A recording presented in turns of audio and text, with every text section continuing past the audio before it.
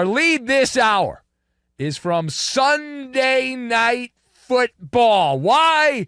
We are told that it just matters more. That Sunday night is the showcase. It's an island game, living the island life, only game. Right? Everything else is done. You got one game all by its lonesome there on Sunday Night Football. Mike Tirico, Chris Collinsworth were there for the Peacock folks as Joe Flacco, that was the big storyline. Joe Flacco taking over as the starter for the Colts against Sam Darnold and the Vikings, Minnesota on a 2-game losing streak. Were you watching? What else was there to watch? There was nothing else to watch. There was nothing. I mean, if you're into sports, there's nothing else. That was it. So you probably were, but maybe not. Sam Darnold played like a guy that saw ghosts, and it didn't even matter.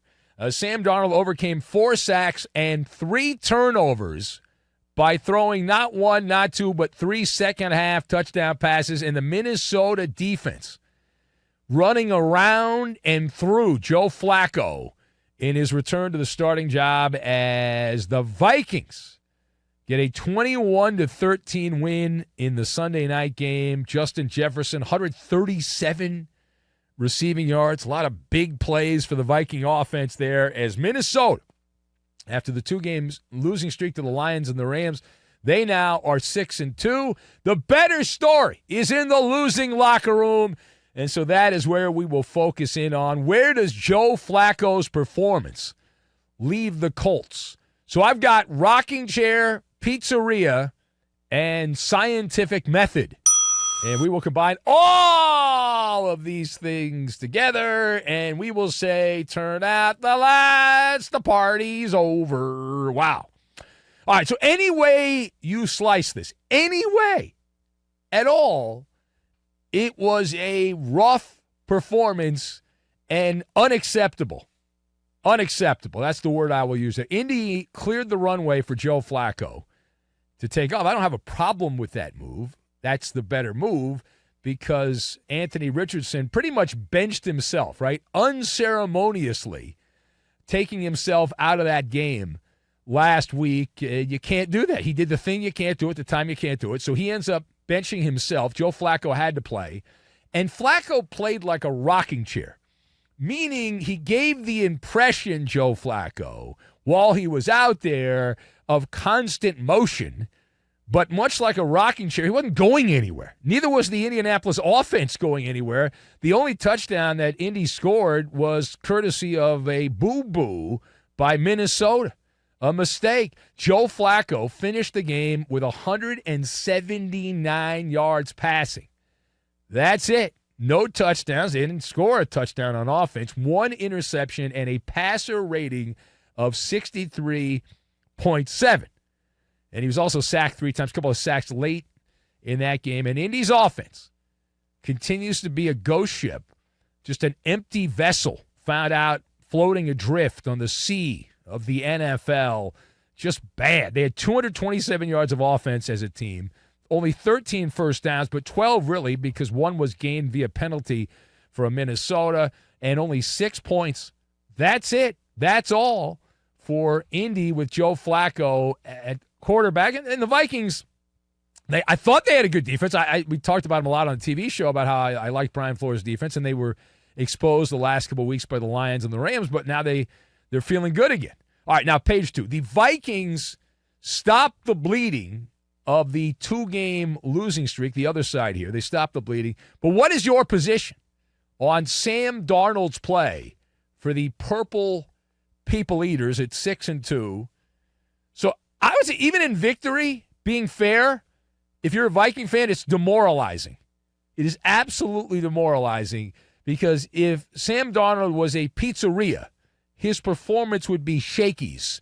And I'm not talking about the Mojo potatoes. Although he was serving up turnovers like they serve up those Mojo potatoes because, man, you cannot take the Vikings seriously.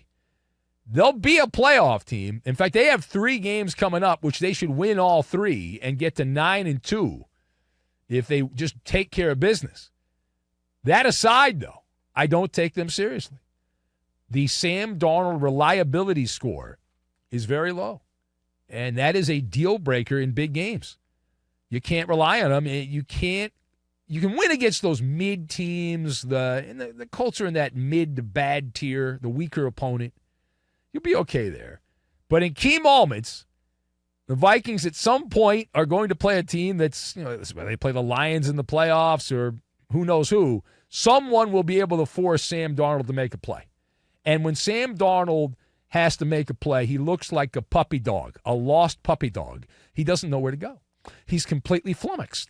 And everything is going to have to be absolutely picture perfect for this Minnesota team to go on a deep playoff run. If you need Sam Darnold to make a play, if you need Sam Darnold to step up, you will end up needing medication because you're going to be depressed. That's just the way it is. Now, last word. We pivot now to Vegas, and we have a coaching change in the National Football League. Now, not Antonio Pierce, but after getting humiliated by the Cincinnati Bengals, the Raiders say, you know what we're going to do? We're going to fire one of our coaches. So they did. The winds of change are blowing in Lost Wages, Nevada. The Raiders have said bye-bye to Luke Getsy. He's out. Offensive coordinator fired late on Sunday night after 9 games.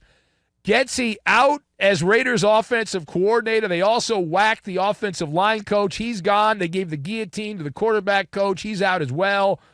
And they were also in their first seasons in Lost Wages, Nevada. So how do you categorize the Raiders pulling the plug on offensive coordinator Luke Getsy? So my theory is the Raiders used the scientific method here. And what is the scientific method? So the first step in the scientific method, as I understand it, as a sports talk radio scientist here, and that's what I do here. People say, well, you're just a gas bag at night. I say, no, I use the scientific method. I'm a sports talk scientist is what I am. So anyway, the scientific method is to make observations, but to identify a problem. And Luke Getsy was never the first choice. He's no one's first choice. He was plan B. The Raiders had a deal in place with Cliff Kingsbury, who went to Washington, and then the finances didn't work out. Kingsbury, the story that I heard was he, at the last minute, asked for more money, and the Raiders, Mark Davis, who's very cheap, the owner of the Raiders, I'm not going to pay you more money, and so then he went to Washington and got more money. And so it didn't work out. The financials didn't work out. So Kingsbury left. So they had to find somebody, and they hired this Luke Getsy, who was an abject failure in Chicago with Bears. He sucked. And so the people said, well, it wasn't his fault that Justin Fields is a bum. And well, Justin Fields is a bum, but it turns out Luke Getsy's also a bum. And he's just a lousy coach. He's just bad at his job. And the Raiders find themselves 2-7. And with a little bit better offensive coaching, the Raiders should have 4 or 5 wins. Now, 4 or 5 wins ain't great, right? However, they'd still have a shot at something. They have no shot. The Raiders are done. And it's embarrassing they find, because the Raiders they should be somewhere in that mix where they're right around average with all these other teams in the NFL. And they're not. And it's another blow, though, for Antonio Pierce, the head coach, because clearly the owner of the Raiders, Mark Davis, is listening to the fans. I've heard stories from people around the NFL that he's fully engaged on the social media. He reads everything. He takes every criticism literally. He's probably listening right now. Hi, Mark. Although I don't think he might not be listening because I think P.F. Chang's is closed at this hour on Sunday. I know he likes to go in there and eat the P.F. Chang's, so I maybe he's not listening. But again, just because you identified the problem does not mean you're any closer to solving the problem. And so the Raiders find themselves in an interesting pickle. And we all know pickles are terrible. And that's where the Raiders find themselves. And I want to circle back to the Colts here. I mentioned Joe Flacco and his issues and what's going on there with Joe Flacco. Here is Flacco trying to explain what the hell happened for the Indianapolis Colts. No offensive touchdown, none. I think anytime you have a day like we had tonight, you're probably surprised a little bit that you weren't able to get it, because they obviously did a really good job against us tonight. So coming in here against a team like this, it's going to be difficult, but I don't think you ever anticipate something like that. So play the beginning of that again. He said a day, and then he said like a night, and then a day. I'm trying to play just the beginning part. I think anytime you have a day like we had tonight. Wait, a day like we did. What is it? How can you have a day like we did at Play it again. I think anytime you have a day like we had tonight, you're what? probably A day like we. How about anytime we have a night like we did today or during the day? What? Play it again. I think anytime you have a day like we had tonight, What? you're probably surprised. What does that even mean? I don't even. Maybe that's why he sucked. Is he in the concussion protocol? Do we know? Maybe he had a concussion. I think anytime you have a day like we had tonight. What is that?